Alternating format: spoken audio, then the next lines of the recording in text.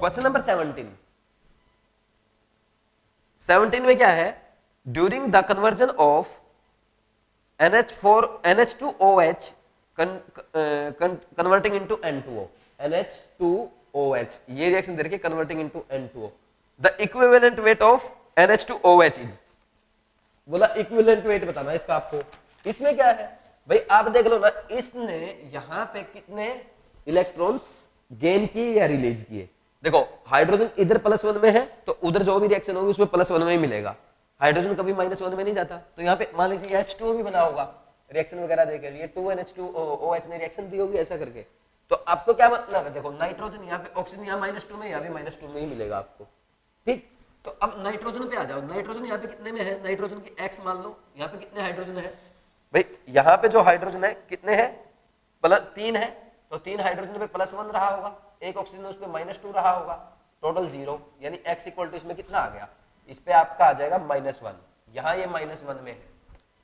अब -1 से नाइट्रोजन यहाँ किस में जा रहा है, +1 में जा रहा है, देखो -1 से किस में जा रहा है, +1 में, N2O है +1 में होता है, तो यहाँ पे हम ये कह सकते हैं -1 से +1 में गया, यानी एक इलेक्ट्रॉन देगा, छोड़ेगा, एक इलेक्ट्रॉन रिलीज करेगा, लॉस करेगा, तो ये 0 में जाएगा, और 2 करेगा तो +1 में जाएगा, यानी इसने यहाँ पे 2 इलेक्ट्रॉन का लॉस किया, तो इसका एन फैक्टर कितना हो गया, 2 हो गया, तो इसका इक्विवेलेंट वेट क्या आएगा, molar mass divide by n factor 2, तो ये क्या है आपका 17 का आंसर क्या आ जाएगा, बी आ जाएगा। तो ऐसे क्वेश्चंस करने हैं, ये क्वेश्चन रेडॉक्स में बहुत आएंगे, ये क्वेश्चन है रेडॉक्स का, वैसे अगर देखा जाए प्योर रेडॉक्स का क्वेश्चन है, ऐसे क्वेश्चन रेडॉक्स में दूंगा मैं आपको। नेक्स्ट है question number 18, A compound possesses 8% sulphur by mass, the least molecular mass is. ये क्वेश्चन बहुत आसान होते हैं और स्टूडेंट सबसे ज्यादा कंफ्यूज इसी में होते हैं, ये कुछ भी क्वेश्चन नहीं है यार, आपको बोला एक कंपाउंड है उसमें 8% सल्फर है, तो बताओ इसका मिनिमम मॉलिक्यूलर वेट कितना होगा, यही तो पूछ रहा आपसे, मिनिमम मॉलिक्यूलर वेट, समझ आ रही बात। अब एक बात बताओ, 8% सल्फर का मतलब क्या है, यानी अगर इस कंपाउंड का मास, अब हम 100 ले ले, 100 यूनिट ले ले, तो इसमें 8 यूनिट क्या है, सल्फर है, समझ आ रही बात। और किसी कंपाउंड में का मिनिमम मॉलिक्यूलर वेट पूछा जा रहा है, तो यानी इस कंपाउंड में कम से कम सल्फर का एक एटम तो होना चाहिए, और सल्फर का भाई कभी आपने ऐसा देखा किसी में हाफ एटम है, मिनिमम एक एटम मिलेगा ही मिलेगा। अब मिनिमम एक एटम मिलेगा तो मिनिमम मॉलिक्यूलर वेट निकालने के लिए, अगर सल्फर के 2 एटम हो जाएंगे तो ज्यादा वेट हो जाएगा ना, तो मिनिमम मॉलिक्यूलर वेट निकालने के लिए एक एटम लिया करो हमेशा। तो सल्फर का मिनिमम एक एटम होगा जिसका वेट होता 32 एटॉमिक मास यूनिट, AMU जो होता है ना एटॉमिक मास यूनिट, उसको U भी लिख सकते हैं, यूनिफाइड मास, ठीक। तो अब एक बात बताओ, हम ऐसा बोल सकते हैं 8U is present in 100 AMU of this compound, 8 atomic mass unit of sulfur is present in 100 atomic mass unit of compound. अब 1 atomic mass unit of sulfur is present in 100 by 8 atomic mass unit of compound. अब 32 किस में होगा, तो unitary method है 100 by 8, तो एक में इतना तो 32 में इतना होगा, ये काटो, ये 400 AMU आ जाएगा, या U लिख देते हैं, इसको U लिख दो या AMU लिख दो। तो यानी इसका मिनिमम मॉलिक्यूलर वेट कम से कम एक सल्फर एटम होना चाहिए जिसका मास है 32, तो 32 इतने में प्रेजेंट होगा, यानी एक एटम अगर मिनिमम एक एटम प्रेजेंट होना चाहिए तब उसका मिनिमम मॉलिक्यूलर वेट आएगा, तो कितना आ गया 400 आ गया। ये बहुत आसान क्वेश्चन होते हैं, कभी कैफीन दे देता है, कभी कुछ दे दिया, कभी कुछ दे दिया आपको, ठीक, कभी कैफीन दे दिया, कभी हेमोग्लोबिन में आयरन पूछ लिया, कभी उसमें एटम्स पूछ लेता है आपसे, एटम कितने हैं, तो घबराने की जरूरत नहीं है, मास दे रखा एटम पूछ रहा है तो उसके परसेंट से उसमें 100% में इतना है तो इतने में इतना होगा। भाई वो क्वेश्चन किया था ना पीछे 20 इसमें है शायद, पहले या तो पीछे कर दिया हमने या हम आगे करने वाले हैं, देखो इसमें शायद मैंने आपको एक क्वेश्चन करवा दिया, हाँ 6th क्वेश्चन जो करवाया था वो वाला सेम, वो देख लेना, मैंने समझा रखा आपको। तो ये कुछ भी क्वेश्चंस नहीं है, इससे घबराना नहीं है बस आपको।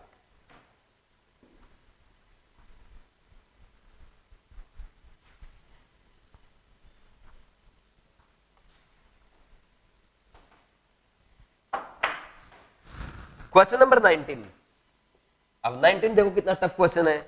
ए molar solution is one that contains 1 mole of a solute in 1000 gram solvent. नहीं, वो तो मोलरिटी हो जाएगा, वो तो 1 मोलर सॉल्यूशन हो जाएगा। अरे 1 मोलर सॉल्यूशन का मतलब ये है 1 mole of A solute in 1 litre solution, ये होता है 1 मोलर। समझ आई बात? यहां पे तो इसका आंसर देख लो 1 लीटर ऑफ सॉल्यूशन, इसका आंसर तो सी आ गया। समझ आई? आगे बात करते हैं। अगर ऐसा बोलते हैं 2 मोलर, तो 2 मोलर का मतलब हो जाएगा 2 मोल of A solute in 1 litre solution. 3 molar, 3 mole of A solute in 3 litre solution. ऐसे क्वेश्चंस करना सीखो। मैं आपको लास्ट में जो ये 40 के बाद के क्वेश्चंस है उसमें बहुत अच्छे से सिखाऊंगा ये चीजें। अगर यहां पे होता 1 मोललिटी, मोलल, ये तो मोलर है, ये मोलल, मोलर, ये मोलर है MOLAR, and this is molal, molality की यूनिट। 1 मोलल का मतलब ये है 1 mole of solute in 1 kg solvent, और ओनली मोललिटी के केस में ये बात की जाती है, बाकी केस में नहीं की जाती। समझ आ गई होगी यहां से? तो मोलर में और मोललिटी में, मोलर में और मोलल में क्या डिफरेंस है?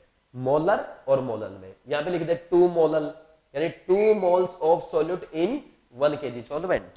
यहां पे सॉल्यूशन की वॉल्यूम ली जाती है और यहां पे वेट ऑफ सॉल्वेंट लिया जाता है। ध्यान रखना इस बात का, ठीक। नेक्स्ट आपका क्वेश्चन नंबर 20। तो 20 में बोल रहा है incorrect statement for 14 gram of CO। ये 14 ग्राम CO है ना, CO यानी कार्बन मोनोऑक्साइड। बोल रहा है it occupies 2.24 litre at NTP। तो चेक करते हैं NTP पे इसकी वॉल्यूम कितनी होगी। पहले number of moles find out कर लो। 14 डिवाइड बाय 28 मोलर मास, कितना? हाफ मोल आ गया, और हाफ मोल की वॉल्यूम फाइंड आउट करनी है तो 22.4 से मल्टीप्लाई कर दो, यानी 11.2 लीटर आ जाएगी। तो पहले ऑप्शन में क्या बोल रहा है कि इसकी वॉल्यूम जो है 2.24 लीटर है, लेकिन हमारी कितनी आई? 11.2 लीटर। तो पहला ही ऑप्शन रॉन्ग है इसका, इनकरेक्ट स्टेटमेंट पूछा था, यही आंसर आ जाएगा A. It correspond to half mole, half mole आया, सही है। सेकंड स्टेटमेंट सही है। थर्ड चेक कर लो। It correspond to same mole of CO and N2। बोला CO के और N2 का भी कंपैरिजन करेंगे ना, इतना ही मास का, तो सेम मोल आएंगे। क्यों?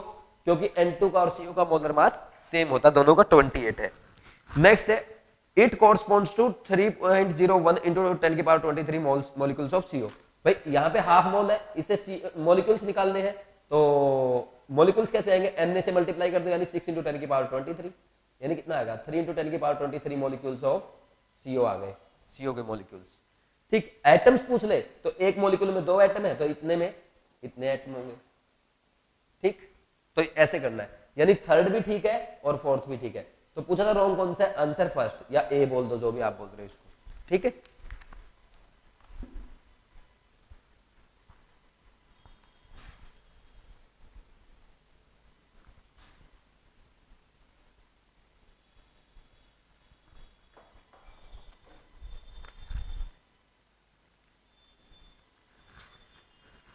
Question number 21। The number of molecules in 100 ml of 0.02 normal H2SO4। Question number 21 दे रखा है। देखो इसने क्या दे रखा है? 100 ml 0.02 नॉर्मल H2SO4 दे रखा है। इसमें नंबर ऑफ मोल्स पूछ रहा है आपको। ये कुछ भी क्वेश्चन नहीं है। अब देखो हम क्या करते हैं, पहले नॉर्मलिटी को समझते हैं। What is normality? Normality is number of equivalents divide by number of equivalent of solute in 1 litre solution, ये डेफिनेशन होती है। तो नंबर ऑफ इक्विवेलेंट को हम क्या लिखते हैं? n into n factor divide by volume of solution in litre, और number of moles divide by volume of solution, ये आपको पता मोलरिटी होता है। मोलरिटी इनटू n फैक्टर हुआ कि नहीं हुआ? और n फैक्टर मैं आपको पीछे बता चुका हूं, दिस इज नॉर्मलिटी। अब अपने पास नॉर्मलिटी दे रखी है कितनी? 0.02, और H2SO4 कितने H प्लस दे सकता है? मोलरिटी हम निकाल देंगे सॉरी, H2SO4 अपने को 2H प्लस दे सकता है, यानी क्या होगा? इसका n फैक्टर 2, और मोलरिटी कितनी आ जाएगी? 0.01। समझ में आई बात? अब हमें पता है molarity. What is molarity? Molarity is equal to number of moles of upon volume of solute, volume of solution, number of moles of solute divide by volume of solution in litre sorry. तो 0.01 mole है, molarity है। Number of moles हमें find out करना है। Volume of solution कितना दे रहा है? 0.1 litre. तो कितना आ गया? Number of moles equal to 0.001 mole. अब पूछ रहा है इतने मोल आए तो इसमें कितने मॉलिक्यूल होंगे H2SO4 के? Na से मल्टीप्लाई कर दो, 6 into 10 की पावर 23, तो कितना आ गया? 6 into 10 की पावर 20 मॉलिक्यूल्स ऑफ H2SO4। इतना आसान सा क्वेश्चन था। कौन सा क्वेश्चन है?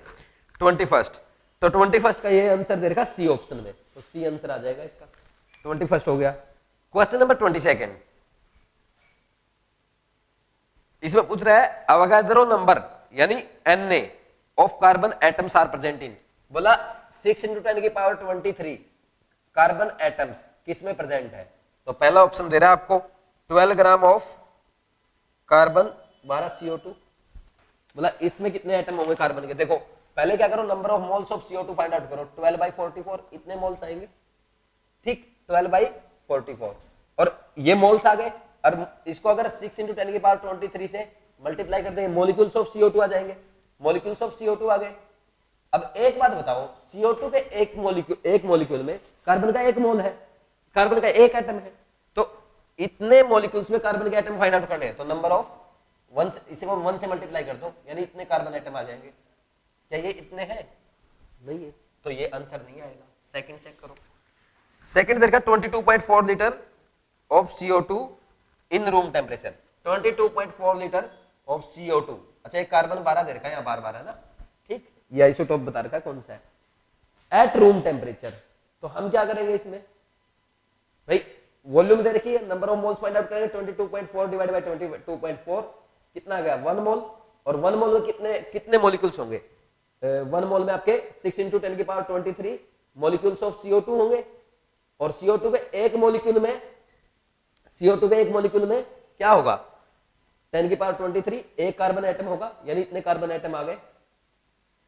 तो इसमें तो सही है, ये सही आंसर आ गया। लेकिन ये गलती आप करोगे, ये सही नहीं है, ये नहीं करना। आपने ऐसा किया होगा तो ये गलत है। क्यों?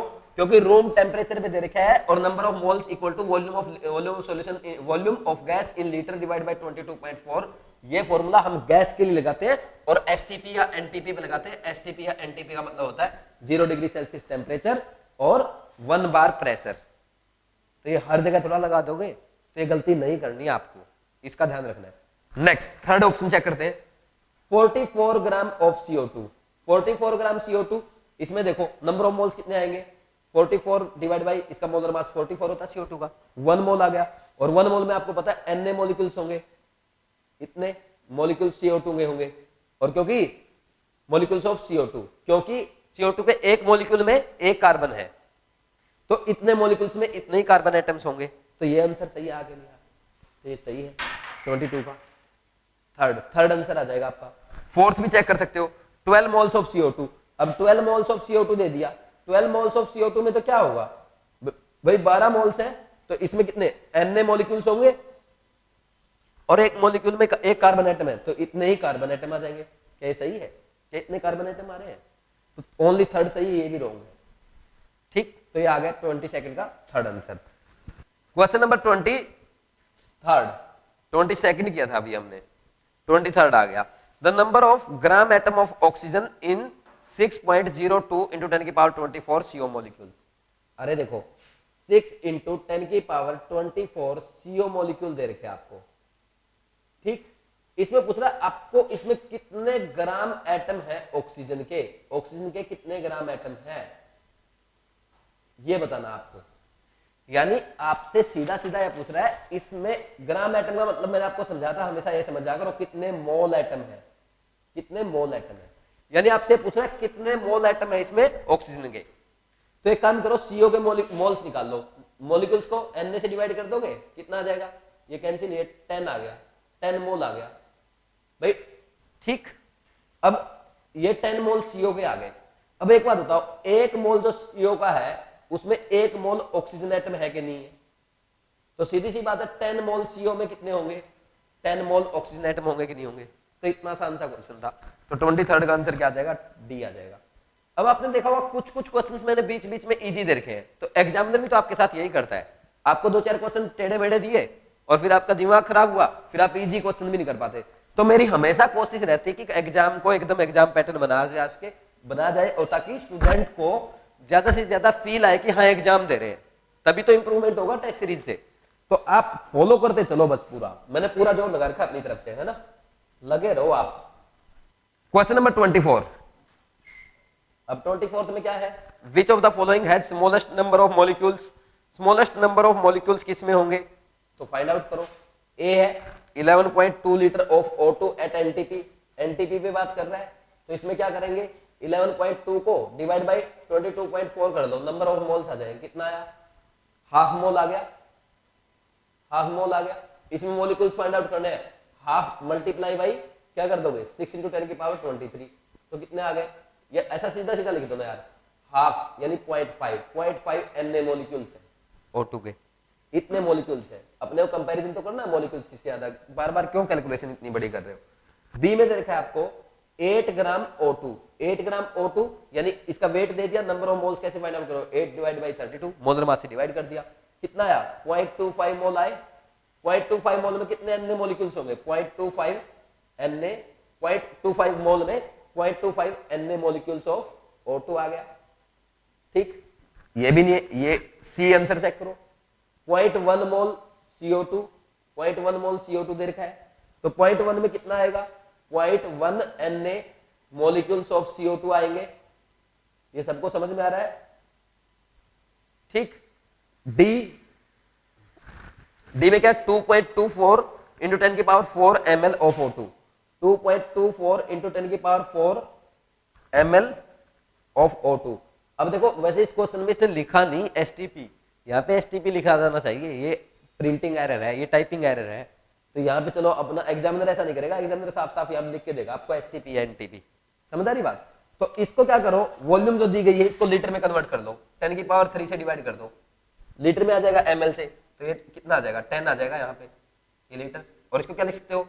22.4 लीटर डिवाइड बाई 22.4 कर दो, कितना आ गया? 1 मोल आ गया। 1 मोल यानी Na मोलिक्यूल्स ऑफ O2। तो सबसे ज्यादा मोलिक्यूल किस में? डी में, फिर उससे कम ए में, फिर बी में, और सबसे कम सी में। तो इसने क्या पूछा था? Which of the following has smallest number of molecules, तो सी में आ गया आंसर। तो ऐसे क्वेश्चंस एग्जामिनर पिछले 2-3 साल से पूछ रहा है, तो ऐसे क्वेश्चंस पे थोड़ा सा ध्यान से करने हैं, मतलब मिस्टेक नहीं करनी अपने को, है ना। क्वेश्चन नंबर 25 बहुत ही अच्छा क्वेश्चन है, एग्जाम में आने लायक क्वेश्चन है। क्या बोल रहे हैं? If Avogadro number is changed from 6.022 into 10⁻23, 6.022 into 10⁻23 to 6.022 into 10⁻20 मोल। ठीक है, अवोगाड्रो नंबर को इससे चेंज कर दिया जाए, ये कर दिया जाए, ये नया अवोगाड्रो नंबर बना दिया जाए, पहले ये था। देन दिस वुड चेंज, पहला definition of mass in unit of grams. यार एक बात बताओ, अगर मान लीजिए मैं बोल दूं 12 डजन के, एक दर्जन में 12 केले हैं, और मैं आज के बाद बोलूं नहीं, आप ऐसा नहीं बोलोगे, आप बोलोगे एक दर्जन में ओनली 6 केले हैं, तो इससे केले के वेट पे क्या फर्क पड़ेगा भाई? एक दर्जन वेट पे फर्क पड़ सकता है, लेकिन केले के वेट पे फर्क नहीं पड़ेगा ना। तो ये बोल रहा है definition of mass in unit of grams change हो जाएगी, नहीं होगी। क्यों चेंज होगी? तो ऐसा ये रॉन्ग है भाई, उसमें तो कुछ नहीं फर्क पड़ेगा, तो पहले को तो चेंज करेगा नहीं। दूसरा, मास ऑफ 1 मोल कार्बन, ये बिल्कुल चेंज हो जाएगा। जैसे इधर फिर वापस से आ जाओ, मैं बोल दूं 1 डजन इक्वल टू 12 बनानाज, ये आज के बाद हम नहीं बोलेंगे भाई। आप ये बोल दो कि 12 बनानाज, मान लीजिए 2 kg के हैं टोटल, फॉर एग्जांपल, मैं बोल दूं आज के बाद आपको ना ऐसा नहीं बोलना 1 डजन इक्वल टू 6 बनानाज। ठीक, तो 6 बनानाज का तो वेट चेंज हो जाएगा ना, है तो ये भी एक दर्जन, पहले इसको बोलते थे, आजकल इसको बोलते हैं, लेकिन आज एक दर्जन का वेट कितना मिलेगा? 1 kg मिलेगा ना, क्योंकि अमाउंट घट गई ना।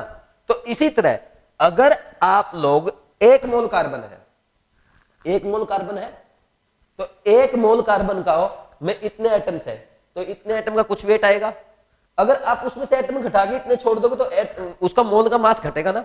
इसको 1 मोल बोलते थे पहले, इसका कुछ मास होगा, आजकल इसको 1 मोल बोल रहे हैं।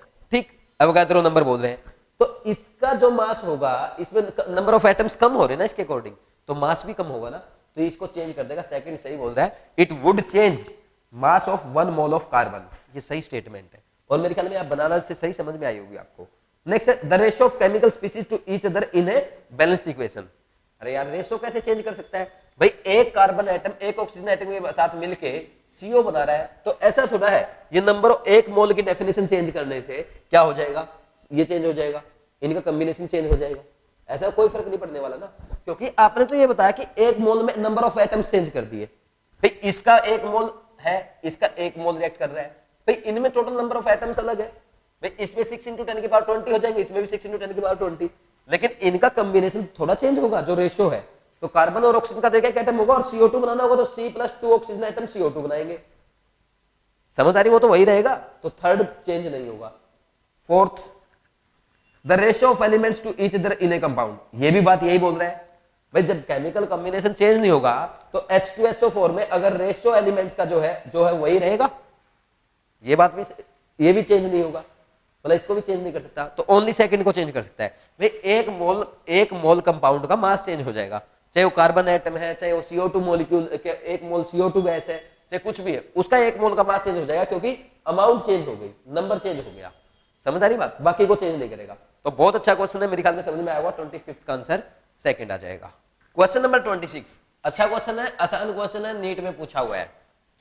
When 22.4 liter of H2 is mixed with 11.2 liter of Cl2 each at STP, the moles of HCl formed is equal to, देखो क्या होगा, H2 दे रखी है कितनी 22.4 लीटर और Cl2 दे रखी है STP पे 11.2 लीटर, दोनों को मिक्स किया गया, तो इसका कितना मोल है, मोल फाइंड आउट करो, सीधा सीधा इसका 1 मोल आएगा और इसका हाफ मोल आएगा 0.5 मोल, इसमें दिक्कत नहीं है आपको किसी को। अब देखो H2 और Cl2, H2 प्लस Cl2 दोनों गैस है, रिएक्शन करके क्या करेंगी, 2HCl बनाएंगी, ठीक। इसका 1 मोल है, इसका 0.5 मोल, इसके पूछना कितने मोल मिलेंगे। तो कभी भी ऐसे क्वेश्चंस में हमेशा जब भी आपको ये क्वेश्चंस दी जाए, रिएक्शन दी जाए, हमेशा लिमिटिंग रिजेंट चेक करो। लिमिटिंग रिजेंट क्या होता है, जो रिएक्शन पे लिमिट लगा दे। लिमिट कौन लगाएगा, जो पहले खत्म हो जाएगा, ठीक, जो पहले खत्म हो जाएगा रिएक्शन में। मान लीजिए ए और बी रिएक्ट कर रहे हैं, ए बहुत सारा है मेरे पास और बी थोड़ा सा है, तो बी ए के साथ रिएक्ट करके खत्म हो गया, अब ए किसके साथ रिएक्ट करेगा, ए पड़ा रहेगा, बाकी प्रोडक्ट नहीं मिलेगा। जितना बी खत्म होगा उतना ही प्रोडक्ट मिलेगा उसके प्रोपोर्शनेट। समझ आई बात। तो लिमिटिंग रिजेंट का मतलब क्या है, जो लिमिट लगा दे। तो यहां पे लिमिटिंग रिजेंट इसमें ए और बी वाली रिएक्शन में बी है, और ये ए जो एक्सेस में पड़ा हुआ दैट इज एक्सेस रिजेंट। समझ आ रही बात, ये होता है। तो नेक्स्ट है, ये नंबर ऑफ मोल्स आ गए अपने पास।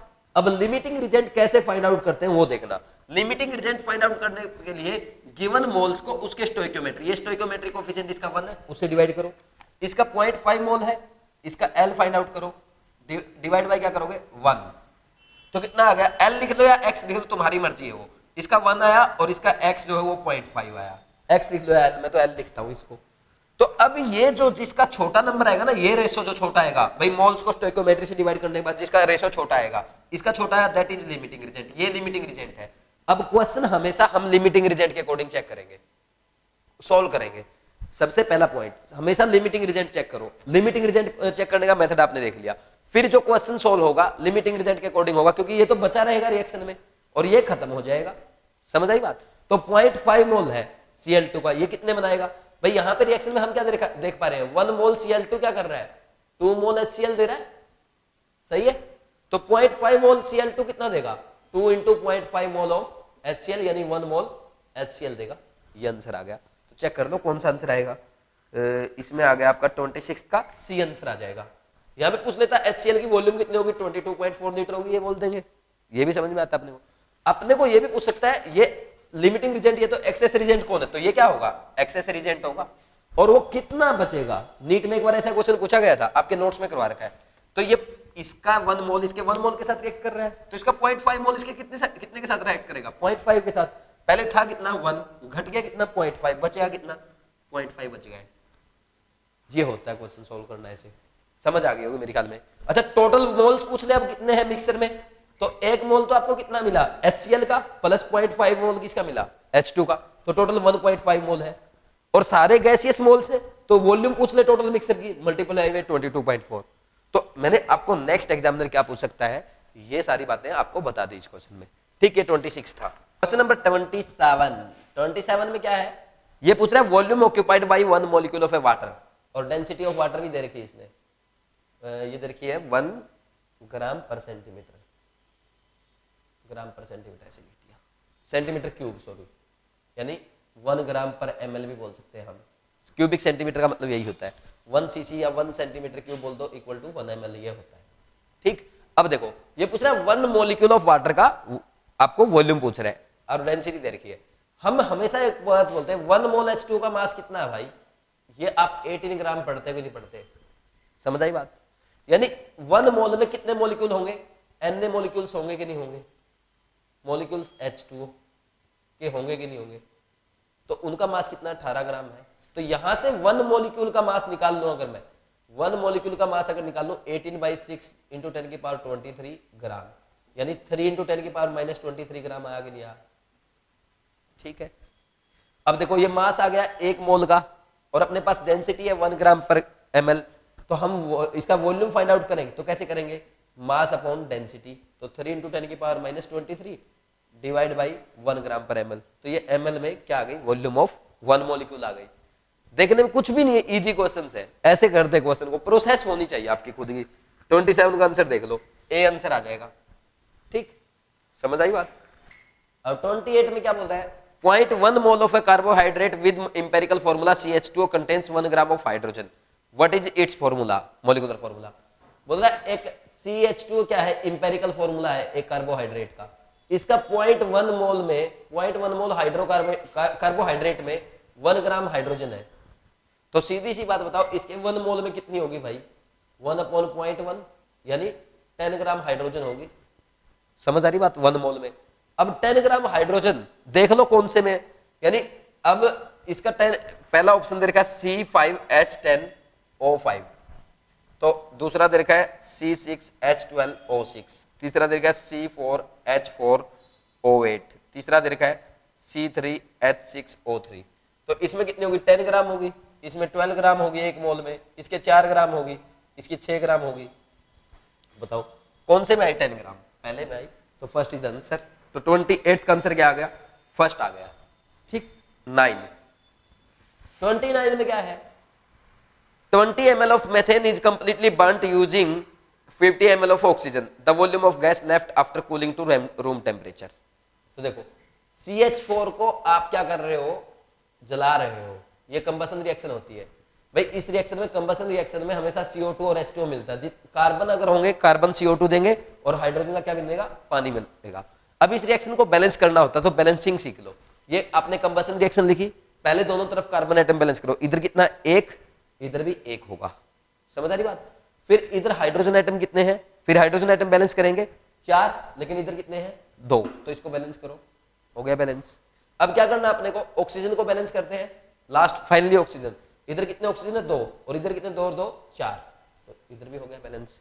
ये गैस होती है, ये भी गैस होती है, और ये गैस होती है ना, और इसको रूम टेम्परेचर पे ले जाएंगे तो ये लिक्विड होता है, समझ आ रही बात। 100 डिग्री सेल्सियस दे देते हुए गैस होगा, समझ आ रही बात, तो हमेशा ध्यान रखना इस बात का। तो देखो क्या बोल रहा है, 20 ml of methane is completely burnt using 50 ml of oxygen, ये 20 ml दिया गया, ये 50 ml दिया गया। और जब हम नंबर ऑफ मोल्स में किसी चीज को सोल्व करते हैं, अगर गैसियस कंपाउंड है, गैसियस रिएक्टेंट है और गैसियस प्रोडक्ट बन रहा है, तो गैसियस वाले कंपोनेंट को हम एज ए मोल कंपेयर कर सकते हैं, जैसे इसको 20 ml यही मान लो। अब इसका मैंने बोला आपको लिमिटिंग रिजेंट फाइंड आउट करना है, तो लिमिटिंग रिजेंट फाइंड आउट करने के लिए आप क्या करो, एक रेशो निकालो, इसको इसके स्टोइकियोमेट्री से डिवाइड करो, तो इन्हीं को मोल्स मान लिया करो, कोई फर्क नहीं पड़ता, because volume is directly proportional to number of moles of gases, समझ आ रही बात।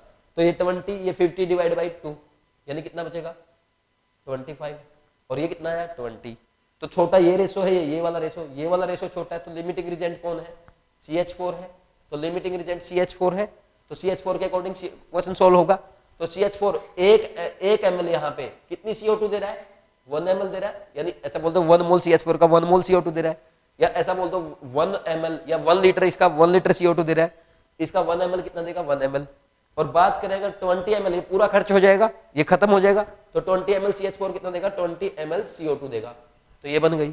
तो CO2 कितनी बन गई 20 ml, लेकिन रिएक्शन में अभी भी क्या बचा है, रिएक्शन में हम क्या बोलेंगे, क्या बचा हुआ है O2, तो O2 कितनी थी 50 ml, भाई 1 ml CH4 कितने के साथ रिएक्ट कर रहा है 2 ml O2 के साथ, और यानी 20 ml CH4 कितने के साथ रिएक्ट करेगा 40 ml O2 के साथ, तो टोटल 50 ml थी, 40 ml खर्च हो गई, कितनी बची 10 ml बची। तो रिएक्शन मिक्सर में आपके पास क्या बचा 10 ml तो O2 बची प्लस 20 ml CO2 बची, बनी, ये तो बच गई और ये बन गई। इसको नहीं करेंगे क्योंकि ये बात कर रहा है रूम टेम्परेचर पे, तो रूम टेम्परेचर पे लिक्विड होता है, तो इसको कंपैरिजन नहीं करना, और लिक्विड की वॉल्यूम काउंट नहीं करते, ये गैस की वॉल्यूम काउंट करते हैं, समझ आ रही बात? क्योंकि वो number of moles equal to volume of solution, volume of gas, sorry volume of gas divide by 22.4 जो करते हो तो वो क्या है, वॉल्यूम ऑफ गैस है। तो ये वॉल्यूम ऑफ गैस टोटल कितनी होगी, 30 ml हो गई रूम टेम्परेचर पे। तो आंसर चेक कर लो, अच्छा क्वेश्चन है, इस टाइप का क्वेश्चन आ सकता है इस बार। 29 का आंसर डी आ जाएगा। नेक्स्ट क्वेश्चन 30, ये भी नीट का पूछा हुआ क्वेश्चन है, आसान क्वेश्चन है। देखो 10 gram hydrogen and 64 gram of oxygen were filled in a steel vessel and exploded. Find amount of water produced in this reaction will be 2 mole, 3 mole, 4 mole, 1 mole. ये बताना है। तो आपको क्या दे दिया, हाइड्रोजन और ऑक्सीजन, ये 10 ग्राम दे दिया और ये दे दिया 64 ग्राम। तो ये एक्सप्लोड किए गए और वाटर बना। तो पहले तो इसकी बैलेंस रिएक्शन लिखना सीखो। तो इसकी बैलेंस रिएक्शन जो होगी वो ये होगी, ये बैलेंस रिएक्शन होगी, हमेशा बैलेंस रिएक्शन जरूर लिखना। तो अब इसके मोल्स फाइंड आउट करो, 10 ग्राम से इसके डिवाइड बाय 2 करोगे 5 मोल आ गए यहाँ H2 के, और इसका कितना करोगे 32 से डिवाइड करोगे 2 मोल आ गए यहाँ। ठीक, अब नंबर ऑफ मोल्स आ गए। मैंने बोला नंबर ऑफ मोल्स आते ही क्वेश्चन सॉल्व मत करो, पहले लिमिटिंग रिएजेंट फाइंड आउट करो। तो लिमिटिंग रिएजेंट 5 डिवाइड बाय इसका स्टोइकियोमेट्रिक कोएफिशिएंट 1 और इसका limiting reagent number of moles divide by इसका स्टोइकियोमेट्रिक कोएफिशिएंट 2 1/2 यानी 4 आ गए और इसका 5 आ गया। तो जिसका छोटा है ये रेशो जिसका छोटा आ रहा है वो लिमिटिंग रिएजेंट है। समझ आ रही बात? तो अब क्या करेंगे, इसके अकॉर्डिंग क्वेश्चन सॉल्व करेंगे। तो हम क्या बोलेंगे, हाफ मोल O2 का क्या दे रहा है, 1 मोल H2O। अब कुछ स्टूडेंट यहां पे क्या गलती करते हैं, सीधा जैसे एक बार ये करेंगे, हाफ मोल दे रहा है O2 1 मोल और 1 मोल कितना देगा 2 मोल H2O। सही है। अब कुछ स्टूडेंट क्या करते हैं, ये 4 मोल कितना देगा, यहां से ये वाला लेकर लेते हैं। ये नहीं करना, ये तो हम ये बता रहे हैं बस लिमिटिंग रिएजेंट। हमारे पास गिवन तो 2 ही मोल है ना, मोल के अकॉर्डिंग क्वेश्चन सॉल्व करेंगे। तो 2 मोल O2 कितना देगा, 2 × 2 यानी 4 मोल H2O। ये हो गया आपका क्वेश्चन सॉल्व। तो 4 मोल H2O फाइंड आउट कर लो कौन से में, 30 का आंसर सी आ जाएगा। ये क्वेश्चन था। नेक्स्ट क्वेश्चन है 31। 31 में क्या करना है अपने को, देखो in the reaction 4NH3 + 5O2 is converting into, देखो रिएक्शन इसने दे रखी है, 4NH3 गैस जो है plus 5O2 gas is converting into 4NO gas plus 6H2O gas. ये हो गया। When 1 mole of ammonia and 1 mole of O2 are made to react to completion, मतलब 1 मोल अमोनिया का और 1 मोल O2 का, तो क्या करेंगे, मतलब 1 mole of H2O obtained, 1 mole of H2O obtained, 1 mole of NO produced, all oxygen will be consumed, all the ammonia will be consumed। देखो इसमें सारे पूछ रखे हैं, लेकिन इतना डिटेल मतलब आपका आंसर आ जाएगा, है ना, अगर आप एक एक चेक करोगे तो। जैसे सबसे पहले लिमिटिंग रिएजेंट चेक कर लो, 1/4 है, इसका 1/5, इसका कितना है 0.2, इसका 0.25। तो लिमिटिंग रिएजेंट बताओ भाई कौन सा है। भाई मैंने लिमिटिंग रिएजेंट फाइंड आउट करने के लिए रेशो फाइंड आउट करते हैं, number of moles divide by इसका stoichiometric coefficient, number of moles divide by इसका स्टोइकियोमेट्रिक कोएफिशिएंट। तो इसका आएगा 0.2, तो छोटा ये है, यानी O2 क्या होगा, लिमिटिंग रिएजेंट यानी O2 रिएक्शन में कंज्यूम हो जाएगी कंप्लीटली। ये समझ में आ गया अपने को, ठीक। तो आंसर क्या आ जाएगा, O2 इज कंज्यूम्ड कंप्लीटली। तो सी ऑप्शन में आपको ये दे रखा है। मान लीजिए आपसे ये पूछता O2 NO के अमाउंट कितनी बनेगी, हम क्या बोले 5 मोल O2 कितना दे रहा है, 5 मोल O2 दे रहा है आपको 4 मोल NO, और कम 1 मोल कितना देगा, 1 मोल NO2, 1 मोल O2 कितना देगा 4/5 यानी ये 0.8 मोल NO देगा। ऐसे ही आपसे H2O के पूछ ले तो 5 मोल O2 क्या दे रहा है आपको रिएक्शन के अकॉर्डिंग, 5 मोल O2 6 मोल H2O, 6 मोल H2O दे रहा है, ठीक। और यानी 1 मोल कितना देगा, 1 मोल O2 का 6/5 मोल H2O। ऐसे कर लेंगे। ऐसा पूछ ले, ये तो बन गए, कितने बने, लिमिटिंग रिएजेंट के अकॉर्डिंग सॉल्व कर दिए। बोला एक्सेस में कौन बचा और कितना बचा, ये पूछ ले, तो एक्सेस में NH3 बचेगी, क्योंकि हम क्या बोलेंगे 5 मोल NH3 किसके साथ रिएक्ट कर रहा है, 5 मोल O2 4 मोल NH3 के साथ, और दिया कितना है 1 मोल NH3, तो 1 मोल कितने के साथ रिएक्ट करेगा 4/5 यानी 0.8 मोल NH3 के साथ। टोटल NH3 कितना था 1 मोल, खर्च कितना हो जाएगा 0.8, बचेगा कितना 0.2। इनमें से भी कोई भी क्वेश्चन पूछ सकता है। तो मैंने कंप्लीट क्वेश्चन करा दिया आपको, लेकिन आपका आंसर यही से आ जाएगा ना, O2 will be consumed completely. क्या 1 मोल H2O का मिल रहा है, नहीं, 6/5 मिल रहा है यानी 1.2 मोल। 1 mole of NO will be produced, नहीं 0.8 मोल मिल रहा है। All oxygen consumed, all oxygen will be consumed, ये बात सही है, लिमिटिंग रिएजेंट है, खत्म हो जाएगी।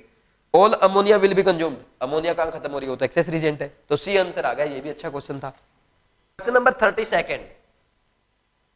32 में under the similar condition of pressure and temperature 40 ml of slightly moist hydrogen chloride gas is mixed with 20 ml of ammonia the final volume of the gas at the temperature and pressure will be.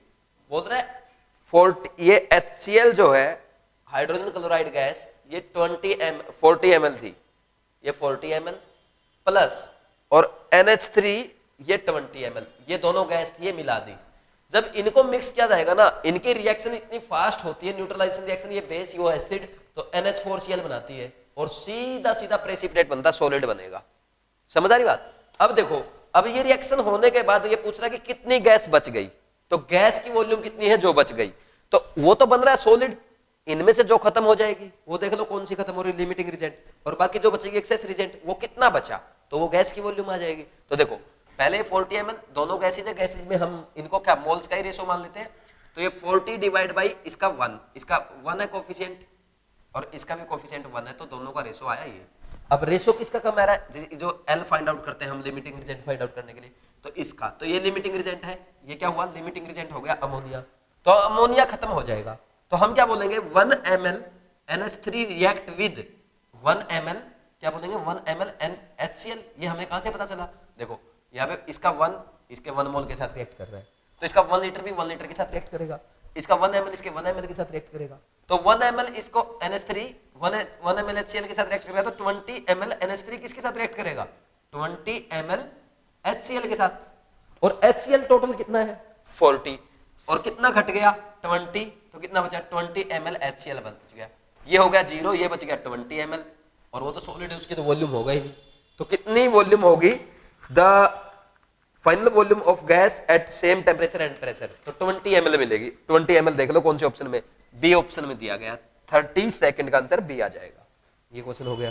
Question number 33 में क्या दिया गया है, what volume of oxygen gas measured at 0 degree Celsius and 1 atm is needed to burn completely 1 liter of propane gas measured under the same condition। बोल रहा कि propane है, propane C3H8 है, इसको जलाने के लिए कितनी ऑक्सीजन चाहिए STP पे, 0 डिग्री सेल्सियस और 1 atm का मतलब यही है, तो ये गैस, ये भी गैस, और ये देख क्या देगी CO2 देगी, और ये H2 लिक्विड मिलेगा, STP पे हमेशा ध्यान रखना, ठीक।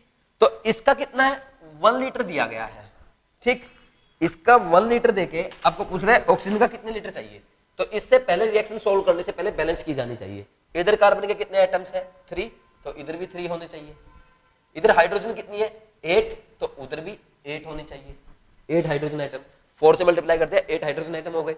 इधर ऑक्सीजन एटम कितने हैं 3 2 जा 6, और यहाँ पे 4 10, यानी यहाँ पे कितने होने चाहिए 5 into 10 to 10 एटम होने चाहिए, दोनों तरफ 10 एटम हो गए, तो ये बैलेंसिंग ऑफ कंबशन रिएक्शन है। अब देखो इसकी 1 लीटर किसके साथ रिएक्ट करेगी, हम बोलेंगे 1 मोल रिएक्ट कर रहा है 5 मोल O2 के साथ, 1 litre of C3H8 will react with 5 litre O2 के साथ, कुछ भी नहीं है क्वेश्चन में। 33 का आंसर क्या आ जाएगा, बिल्कुल ही लॉलीपॉप क्वेश्चन हो गए, तो ए आंसर आ जाएगा भाई, इसका 1 लीटर इसके 5 लीटर के साथ रिएक्शन करेगा, बैलेंस ही तो करनी थी रिएक्शन, कुछ भी नहीं था, तो 33 का आंसर ए। क्वेश्चन नंबर 34 में क्या कर रहा है, how many moles of magnesium phosphate Mg3PO4 twice होता है, Mg3PO4 twice will contain 0.25 mole of oxygen atom, बोला कितने मोल में, इसके कितने मोल में 0.25 मोल ऑक्सीजन एटम होंगे, ऑक्सीजन एटम बोल रहा ना, ऑक्सीजन एटम्स, ठीक है भाई। आप एक बात बताओ, मैं अगर इसको बोल दूं ये 1 मोल है, तो 1 मोल में ऑक्सीजन के कितने एटम, 1 मोलिक्यूल में कितने हैं 8 एटम है, तो हम क्या बोलेंगे 1 मोल में 8 मोल एटम ऑफ ऑक्सीजन होंगे, समझ आई बात, इसके 1 मोल में यहाँ पे टोटल 8 मोल ऑक्सीजन एटम होंगे, समझ आ रही बात। तो हम क्या बोल सकते हैं 8 मोल ऑक्सीजन एटम, यहाँ पे लिखो oxygen atom are present in 1 mole Mg3PO4, तो 8 मोल इतने में है, तो 1 मोल कितने में होगा 1/8 में, 1/8 मोल Mg3PO4 ट्वाइस, यहाँ पे ट्वाइस करो, तो अब पूछ रहा 0.25 mole of oxygen atom will be present in 1/8 multiply by 0.25, इतने मोल Mg3PO4 ट्वाइस। इसको सॉल्व करोगे, इसको हम क्या लिख सकते हैं इसको डिवाइड करो 0 पॉइंट, ये किस पे जाएगा 031, ये जाएगा फिर आपका 31 पे, फिर 25, इतने मोल Mg3PO4। ठीक, आंसर किस में पूछ रहा है, how many moles of magnesium. अच्छा, इसने आंसर कैसे दे रखा है, इसने आंसर ऐसे दे रखा 3.125 इंटू 10⁻² मोल ऑक्सीजन Mg3PO4। समझ आ गया, तो ये आंसर आ जाएगा। आसान सा क्वेश्चन है, अरे सीधी सी बात, इस क्वेश्चन में कुछ भी नहीं है कि इसके एक मोल में ऑक्सीजन के 8 मोल एटम है, तो 8 mole atom of oxygen are present in 1 mole compound, यानी Mg3PO4 magnesium phosphate. 1 mole oxygen atom किसमें होगा 1/8 मोल मैग्नीशियम फॉस्फेट में, 0.25 किसमें होगा 1/8 multiply by 0.25 mole magnesium phosphate में। तो ये क्वेश्चन था, मैंने बोला यूनिटरी मेथड से करेंगे पूरी केमिस्ट्री, देखते जाओ। तो 34th का आंसर क्या आ गया आपका, बी आ जाएगा। क्वेश्चन नंबर 35, ये थोड़ा अच्छा क्वेश्चन है, देखना। 16.8 litre gas containing H2 and O2 is formed at NTP on electrolysis of water। बोला अगर H2O का इलेक्ट्रोलिसिस कर दिया जाए, क्या मिल रहा है H2O प्लस हाफ O2 अपने को मिल रहा है। ऐसे कर लो 2H2O giving 2H2 plus 1 oxygen electrolysis करने पे, और इसकी जो टोटल वॉल्यूम आ रही है, इसकी वॉल्यूम आ रही है 16.8 लीटर। अभी तक क्वेश्चन में ये दिया गया है। फिर क्या पूछ रहा है, what would be the weight of electrolysed water. भाई जो वाटर का इलेक्ट्रोलिसिस किया गया, इसका वेट कितना था, इसका वेट कितना था ये बताना आपको। देखो ये 2:1 के रेशो में है ना भाई, H2 और ऑक्सीजन जो है वो 2:1 के रेशो में है, ठीक।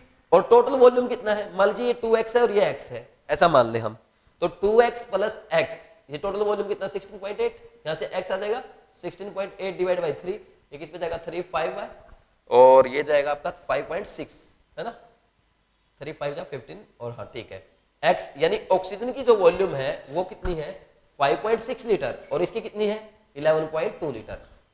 अब इनके मोल्स फाइंड आउट कर लो, इसके मोल्स फाइंड आउट करोगे, ये कितना आएगा, किसी भी एक के कर दो, दोनों की जरूरत नहीं है। मान लीजिए इसके कर दिया 22.4, यानी 0.25 मोल मिला, ये 0.25 मोल मिला अपने को एनटीपी में।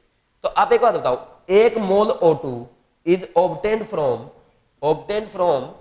2 मोल H2, तो 0.25 मोल O2 किससे मिला होगा, 2 इंटू 0.25 मोल H2 से मिला होगा, और इसको हम क्या लिख सकते हैं 0.5 मोल H2O।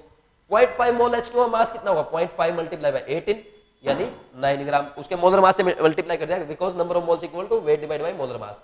तो इसको इधर ले जाओ तो वेट आ जाएगा number of moles into molar mass. तो 9 ग्राम वाटर लिया गया था स्टार्टिंग में, तो 9 ग्राम वाटर को इलेक्ट्रोलाइज करके इतनी H2 और O2 मिली। ये अच्छा क्वेश्चन है, अगर आपने कर लिया तो बहुत सही है, मतलब नीट की बात करें तो बहुत अच्छा, नहीं तो लॉलीपॉप क्वेश्चन ये कुछ नहीं है। Question number 36, 20% O2 by volume air contains, repeat करते हैं। Question number 36, air contains 20% O2 by volume. बोल रहा है एयर में जो O2 होती है वो होती है 20% बाई वॉल्यूम, ये इतनी O2 होती है। अब बोल रहा है how much volume of air will be required for oxidation of 100 cc of acetylene, 100 cubic centimetre of acetylene. देखो एसिटाइलिन मतलब C2H2 की बात हो रही है, ठीक। ये गैस है, O2 के साथ जलाएंगे तो क्या देगा CO2 देगा और H2O देगा। सबसे पहले हमेशा मैंने आपको सिखाया कि आप क्या करोगे, बैलेंस करो रिएक्शन को। तो इसको बैलेंस करेंगे, कार्बन इधर 1 इधर 2, तो इधर भी 2 होना चाहिए, कार्बन बैलेंस। फिर हाइड्रोजन एटम, इधर 2 हाइड्रोजन एटम, इधर भी 2, बैलेंस्ड है। इधर ऑक्सीजन 2 एटम, लेकिन इधर 2 दूनी 4 और 1 5 ऑक्सीजन एटम है, तो इसको 5/2 कर दो, तो यहाँ भी 5 ऑक्सीजन एटम होंगे। तो अब हम क्या करेंगे, बोल रहा है इसका 100 cc दिया गया, कितना दिया गया 100 cc, तो हमें पता है इसका 1 cc कितनी O2 रिक्वायर है, 1 cc C2H2 रिक्वायर कितना 5/2 cc O2, और 100 cc को कितनी चाहिएगी 5/2 मल्टीप्लाई बाई 100 cc O2, यानी कितनी आ जाएगी यहाँ पे आपकी, आ जाएगी 250 cc O2। अब स्टूडेंट क्या करते हैं, स्टूडेंट ये करते हैं जहां पे 250 आंसर दिखा वही लगा दिया, लेकिन उसने O2 का वॉल्यूम नहीं पूछा, O2 का वॉल्यूम ना पूछ करके उसने एयर का वॉल्यूम पूछा है, एयर का कितना चाहिए, तो एयर का वॉल्यूम पूछ रहा है, उसने एयर में कितनी ऑक्सीजन ये बता रखा है। भाई मैं क्या बोलूंगा 20 CC air in 20 CC O2 in 100 CC air, इतने वॉल्यूम में एयर में, तो 1 सीसी O2 किस में हो गई 100/20 सीसी एयर में, और अपने को चाहिए 250 सीसी O2, तो 250 सीसी O2 कितने में 100/20 मल्टीप्लाई बाय 250, तो इसको ये आ गया 5 और ये आ जाएगा 1250 सीसी एयर। तो इतनी एयर जब लेंगे तब आपको जाके 250 सीसी O2 मिलेगी, तो हमें जो एयर रिक्वायर्ड है वो 1250 सीसी है, तो इसका आंसर ऐसे आएगा। ये क्वेश्चन एग्जाम में कभी कभार पूछे जाते हैं। अच्छा क्वेश्चन है डी, मतलब हमेशा हम गलती क्या कर सकते हैं कि सीधा 250 सीसी O2 आया आंसर लगा दिया, उसने O2 पूछा ही नहीं है, उसने पूछा how much air is required, तो एयर तो आपको क्या चाहिए, एयर का तो मिक्सर होगा ना पूरा, उसमें से O2 जलेगी, ठीक, तो O2 के साथ रिएक्शन होगा, तो O2 इतनी चाहिए लेकिन एयर इतनी चाहिए, ये ध्यान रखना, आपको से पूछा क्या गया, ये मिस्टेक नहीं करनी है एग्जाम में। क्वेश्चन नंबर 37, अब 37 में क्या दे रखा है, 5 litre of solution contains 25 milligram of CaCO3, what is it's concentration in ppm। तो देखो 5 लीटर सॉल्यूशन दे रखा है, उसमें क्या है 25 मिलीग्राम क्या है CaCO3 है। वैसे इसने यहाँ पे एक्वा सॉल्यूशन देना चाहिए, उसने दे नहीं रखा, जब भी सॉल्यूशन दिया हो और कुछ न दे रखा हो सॉल्वेंट क्या, तो हम वाटर मान लेते हैं, ठीक। अब आपको ये बतानी है इसकी ppm में कंसंट्रेशन बतानी है, तो ppm में कंसंट्रेशन बताने के लिए देखो ये 25 ग्राम मिलीग्राम है, तो हम क्या बोलेंगे जो ये 5 लीटर सॉल्यूशन है, 5 लीटर यानी 5000 लीटर हो गया, ठीक, 5000 लीटर वाटर हो गया, यानी अब आप बोलोगे सर वाटर में तो इसमें सोल्यूट भी है, अरे सोल्यूट है कितना 25 मिलीग्राम, इसको कंसीडर ही नहीं करेंगे। और अब वाटर की डेंसिटी जो होती है, डेंसिटी ऑफ H2O 1 ग्राम पर ml होती है, यानी इसको हम क्या लिख सकते हैं, ये वॉल्यूम कितनी लिख सकते हैं 5 × 10⁶ ml लिख सकते हैं। तो यहां से मास बताओ कितना आएगा, मास फाइंड आउट करो, इसका मास फाइंड आउट करेंगे तो अरे 1 ग्राम 1 ml में 1 ग्राम है, तो 5 × 10⁶ ml में कितना होगा 5 × 10⁶ ग्राम, ठीक, ये सॉल्यूशन का वेट आ गया। अब concentration in ppm find out करनी है, weight of solute divide by weight of solution, ये जो वेट ऑफ सॉल्वेंट होगा वही वेट ऑफ सॉल्यूशन होगा। अरे आप एक बात देखो, ये कितना हो गया आपका, ये कितना हो गया यहाँ पे 50 लाख हो गया, 50 लाख ग्राम है और ये 25 मिलीग्राम है, तो कोई फर्क पड़ेगा क्या, उसी को वेट ऑफ सॉल्यूशन मान लो, समझ आई बात। मल्टीप्लाई बाई ppm में फाइंड आउट करने के लिए रेशो फाइंड आउट किया आपने, जैसे परसेंट फाइंड आउट करने के लिए 100 करते हैं, तो weight of solute divide by weight of solution multiply by 100 की बजाय 10⁶ करेंगे, तो कितना आ जाएगा 5 ppm आएगा ये आंसर आपका, 5 पार्ट्स पर मिलियन का मतलब पर 10 लाख, तो इसका आंसर 5 आ गया, ये सी आंसर आएगा आपका। तो क्वेश्चन नंबर 37 का आंसर सी आ जाएगा। 38 क्वेश्चन में how much time would it take to distribute 1 Avogadro number of wheat grains if 10⁻20 grams grains are distributed each second. बहुत सही क्वेश्चन है भाई, आप क्या कर रहा है, इसकी जो व्हीट ग्रेन्स है वो क्या करना है, डिस्ट्रीब्यूट करने की जो स्पीड है वो 1 सेकंड में 10⁻20 ग्राम या ग्रेन्स, हाँ ग्रेन्स पर सेकंड इतने डिस्ट्रीब्यूट कर रहा है, ठीक। तो अपने को टोटल कितने हैं, टोटल डिस्ट्रीब्यूट कितने करने हैं 6 × 10⁻23, तो टाइम कितना लगेगा, तो ये टोटल है डिवाइड बाय स्पीड क्या इनको बांटने की 10⁻20 कितना आ जाएगा 6 × 10 की पावर कितना आ गया 3 आ गया, तो इतने सेकंड लग जाएंगे।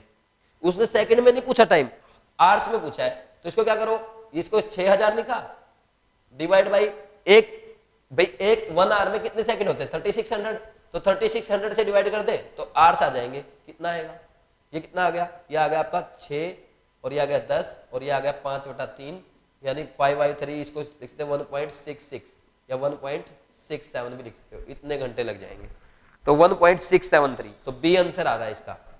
तो इजी क्वेश्चन है, कुछ भी नहीं है, फिजिक्स की तरह है, तो इसमें कोई केमिस्ट्री तो थी नहीं, अरे मैथमेटिक्स है भाई, इतनी स्पीड से ग्रेन्स बांट रहा है तो टोटल ग्रेन इतने हैं, तो कितना टाइम लेगा, टोटल ग्रेन डिवाइड बाय उसकी स्पीड कितनी है बांटने की, टाइम आ गया सेकंड में, उसको आवर्स में चेंज करना था, कुछ भी क्वेश्चन नहीं है, ठीक। तो 38 आप क्या करते, क्वेश्चन देखते, ये क्या पूछ लिया, वेट पर ग्रेन अवोगाड्रो नंबर ग्रेन्स में दे दिया, पता नहीं क्या पूछ दिया सर ने, कुछ भी नहीं पूछा। नेक्स्ट क्वेश्चन नंबर 39 क्वेश्चन क्या करना है आपको, इसमें बोला if 10⁻21 molecules are removed from 200 milligram of CO2 the number of moles of CO2 left.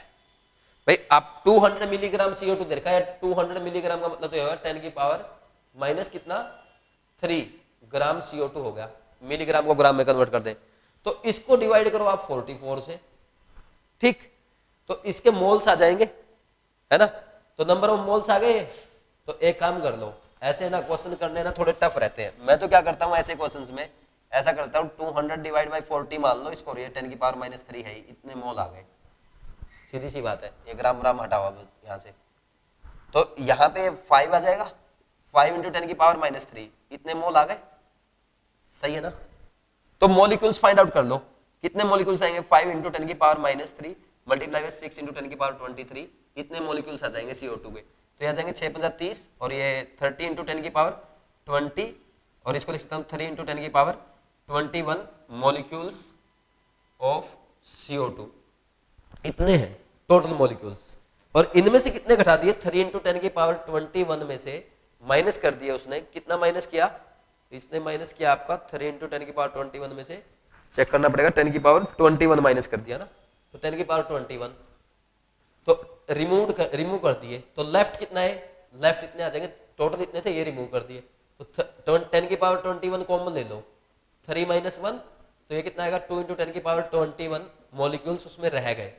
तो पूछ रहा कितने मोल्स लेफ्ट है ना, how the number of moles of CO2 left, तो number of moles find out करने हैं, ये टोटल मॉलिक्यूल्स बचे हैं, इसको अवोगाड्रो नंबर से डिवाइड कर दो, क्या करोगे 6 इंटू 10 की पावर 23, इसको क्या लिख सकते हैं 1/3 मल्टीप्लाई बाई 10 की पावर 2 माइनस 2 और इसको क्या लिख सकते हैं 3.33 इंटू 10 की पावर माइनस 3, ऐसा लिख सकते हैं।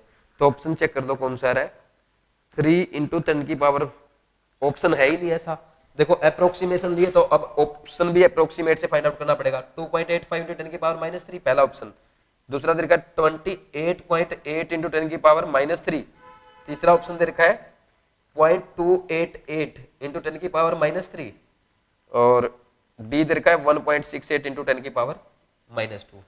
अब देखो ये भाई जो हमने ये आंसर फाइंड आउट किया है ये टोटल अप्रोक्सीमेशन से किया है, ये हमने छोटा कर दिया, इसलिए यहाँ पे जो नंबर ऑफ मोल्स 5 आ रहे हैं 5 से थोड़े कम आने चाहिए थे, 5 से थोड़े कम आएंगे तो नंबर ऑफ मॉलिक्यूल्स भी 5 से थोड़े से कम आएंगे, तो नंबर ऑफ मॉलिक्यूल्स कम थोड़े से कम आएंगे तो यहाँ पे कम बचेंगे, यानी नंबर ऑफ मोल्स भी थोड़ा सा कम आएगा, यानी 3 से कम आना चाहिए था।